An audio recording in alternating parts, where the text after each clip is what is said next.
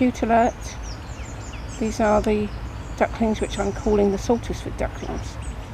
We think Mum started out with 14 and sadly we've now dwindled down to 5, but these 5 are doing extremely well, and every morning, having been up the other end of the arm probably to be fed, because they are getting well fed, they come and sit on the tyre at the stern of the boat and have their preening session, and then they will settle down for a snooze before heading off for the day.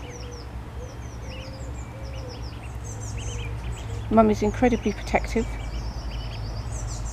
and if you're feeding them, she always puts them first. She always lets them eat first, and then she'll pick off whatever's left. I thought I'd have to film them because they're just so lovely. I'm making sure their feathers are properly oiled and protected.